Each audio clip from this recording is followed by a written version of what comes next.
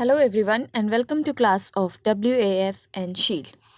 So today in this class of security, identity and compliance, we will discuss about WAF and Shield. Now what is WAF? It is Web Application Firewall. Now this firewall lets us to monitor HTTP and HTTPS request.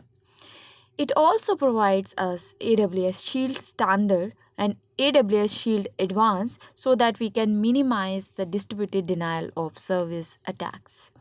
So that means this WAF and Shield are there to protect us from the effects of various attacks. Now let's discuss about very first what is AWS WAF. Which is AWS, as we have discussed, this is Web Application Firewall. Now we can use this to control how CloudFront or application load balancer respond to web request. If we have number of web requests, so we can check that how CloudFront and load balancer is responding to those requests.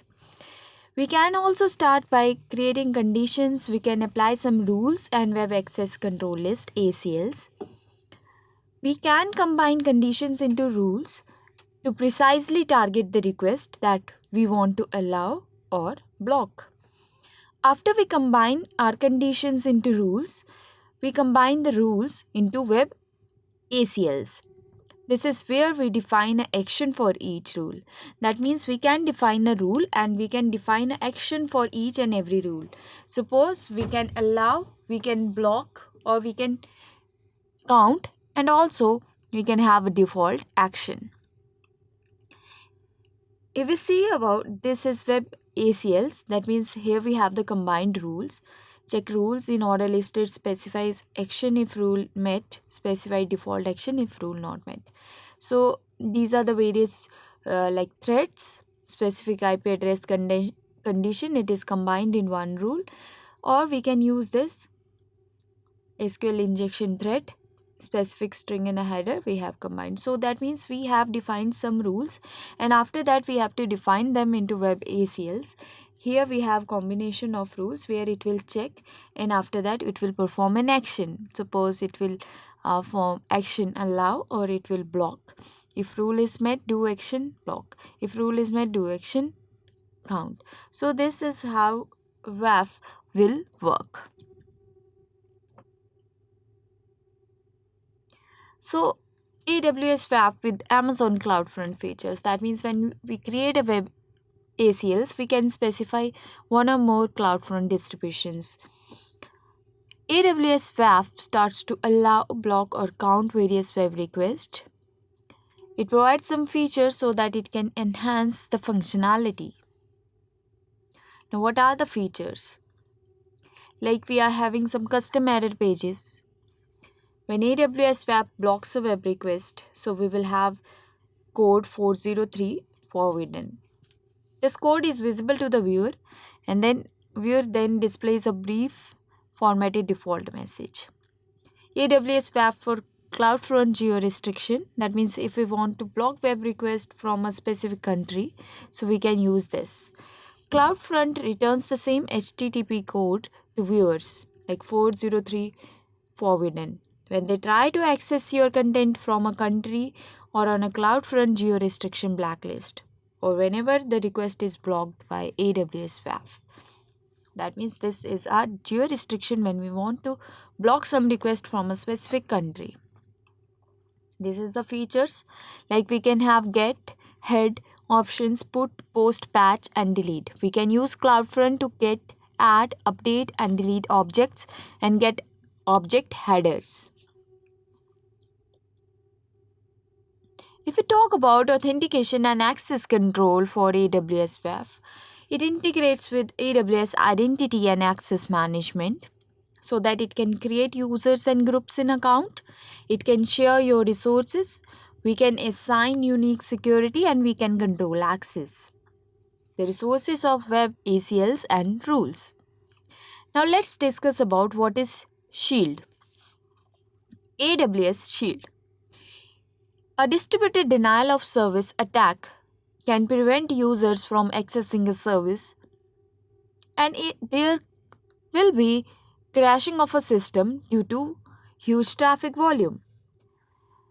The double DOS protection is also known as AWS Shield standard, and it is included with WAF. And if we talk about Shield Advanced, so it is an expanded double DOS attack protection. It includes intelligent double DOS protection attack detection, advanced having an intelligent attack detection and mitigation. A distributed denial of service attack is an attack in which multiple compromised systems attempt to flood a target with traffic. AWS provides, basically we are having two types of protection for these attacks. Either we having Shield standard or we are having Shield Advanced. Shield Advanced provides an expanded attack protection. So what are the types of double DOS attacks? Like we have UDP reflection attacks, we have SYN flood, we have DNS query flood, HTTP flood, caching busting attacks.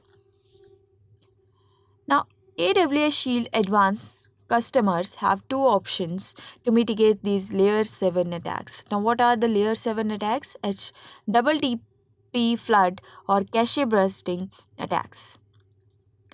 Now, for these attacks, AWS attempt to detect and notify Shield Advanced customers through CloudWatch alarms. So, like here, we can provide our own mitigations or we can engage the DRT.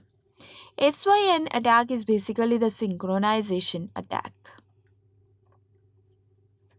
Next, how do we monitor this WAF and Shield Advanced? Monitoring is an important part of maintaining the reliability, availability, and performance of AWS WAF and identify various attacks using Shield. We require to create a monitoring plan. That means we can store historical monitoring data so that we can compare it with current performance data. It provides various tools that we can use to monitor WAF and Shield. Further in monitoring, like we have some monitoring tools. What are the monitoring tools that we have? CloudWatch alarms, logs, events, and CloudTrail log monitoring. Manual monitoring tools like CloudWatch alarm don't cover. So these are some automated and manual monitoring tools. So we can monitor web requests and web ACLs using CloudWatch, which collects and processes raw data from AWS WAF into readable and non-real-time matrices.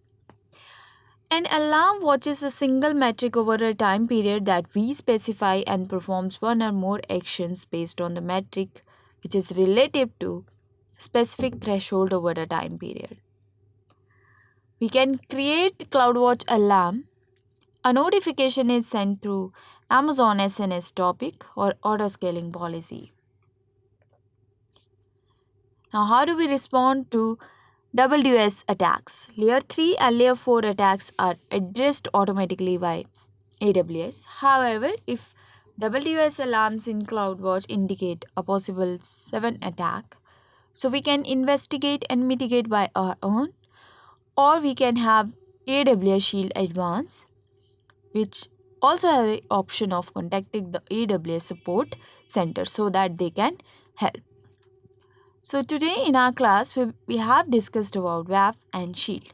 This is another part of security, identity and compliance. Thank you so much.